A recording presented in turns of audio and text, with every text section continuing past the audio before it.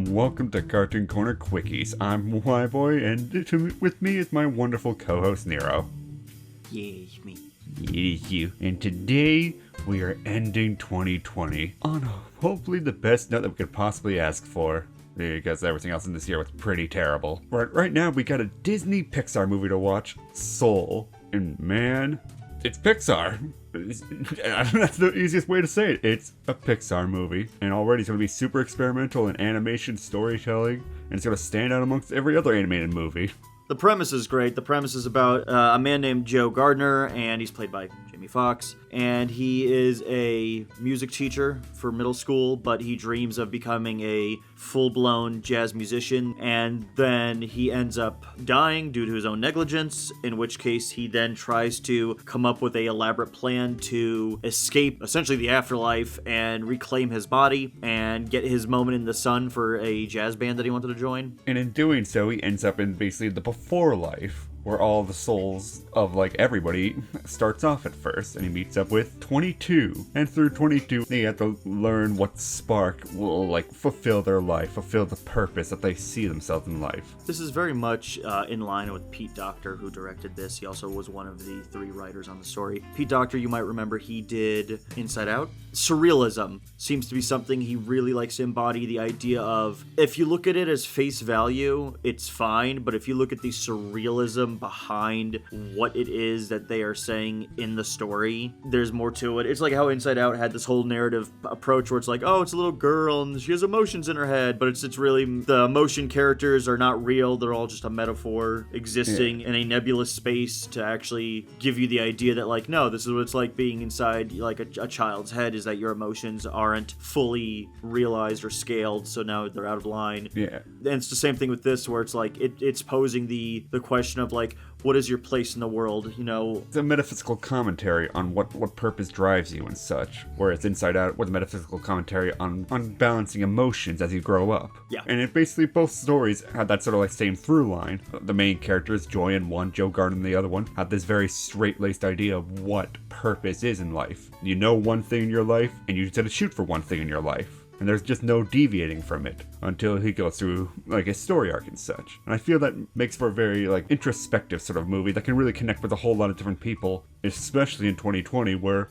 everything was thrown up in the air for everyone in terms of their dreams, their aspirations and such. I think a lot of us, as not even just YouTubers, but content creators, regardless of what medium you're working with, I think this movie kind of shows you where, at what point does your spark of wanting to achieve something become more of an obsession, and then you stop enjoying yourself. And it's funny because if you think back to all the YouTubers who have produced those kinds of videos, Ethan, Mark, Jack, they've all talked about that. There is that line between trying to achieve an objective versus are you just becoming obsessive about it to the point where you're not fully enjoying what you're doing. And this is a movie that's trying to show you where it's it's okay to have aspirations, but aspirations can become obsession, and that's not a good thing. It feels in the end, because I remember Soul being put off and such due to the pandemic and such, but thankfully it did come out this year because it became just, ironically, the most fitting movie to end off this year. Because despite all the hardships you may face in life and all just the pitfalls that may just accidentally happen to you and such, you can still push forward because it is in the end living. And I feel that makes Soul a very powerful movie. There are people of us included that do have some gripes with the ending and such, where it feels a little bit of gaslighting of one of the characters who didn't really do anything wrong, and then also the end where it's just and happy ending for you, hooray. But I can understand why they would go about doing that, because it is that sort of moral sort of story as well, so I don't feel too bad about the second chance ending sort of thing, which unfortunately, if we are spoiling it for you, I apologize about that, but it's pretty telegraphed. It's a Disney movie. 9 times out of 10, when have they ever done anything that's oh wow, I really didn't see that coming? It goes back to the Zootopia thing where it's and everything worked out in the end. The captain of the police is still a horrible racist, and we're just not gonna address that. Yeah, exactly. I think the movie gives us up enough credit with all sorts of these quiet scenes of introspection from Joe that basically makes that ending more earned and such. The movie isn't about making Joe the bad guy in terms of just you didn't respect life, so you deserve to die. No, it's. Did you ever? You've seen Toy Story, right? Yeah.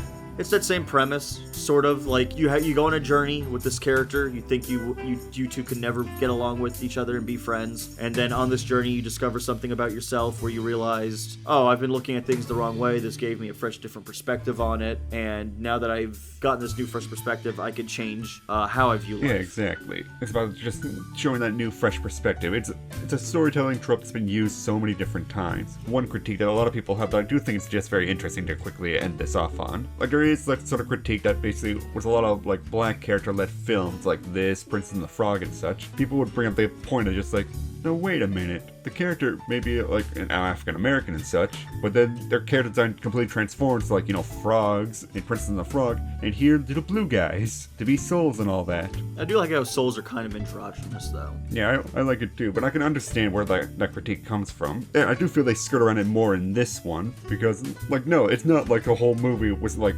little souls just running around the entire movie length and all that. We do actually go back to, like, Joe being, like, you know, Joe and such. Well, and that's the thing is, like, you have Jamie Foxx playing Joe Gardner, who's an African-American character, but then he gets sidelined to be a little blue bloob, and then after they come back to the land of the living, Tina Fey's in his body, so then the black character of the movie is being played by a white woman. And it's hard not to critique Disney on doing this because Disney has actively, in past promotions, like in the Star Wars films, played down the importance of black characters like Finn, the stormtrooper who turned against the First Order. And you don't want to believe that Disney's like that, but Disney has given more evidence to the contrary that they care less about inclusivity and much more about appeasing mass market for financial gain. Because it's... Yeah.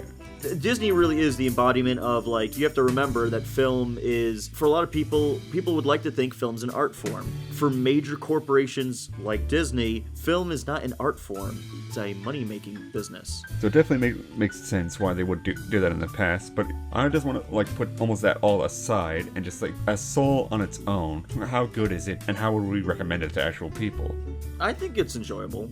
I think it's enjoyable, too. I really did feel very emotional, because it did really hit home with me as a creative that's basically been like pushing through all sorts of roadblocks and such in life and all that, because it really is that sort of movie that really just epitomizes that idea of just like there isn't one certain goal in life, and even if you are like shooting for it, it is okay to shoot for it, but you also got to live your life as well. So I think that is an important movie for kids to watch. I certainly enjoyed this more than like a great deal of their past movies. Cars 3, Coco, Toy Story 4. No.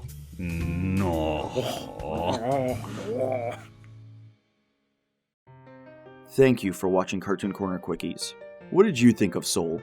Was this your favorite movie of 2020? Which movie was? Please, by all means, like the video and leave a comment down below. And be sure to hit the subscribe button, ring the notification bell, and follow us on social and our Discord to stay up to date on what ToonGrin is working on. All links are in the description of this video. So as always, be sure to tune in to ToonGrin.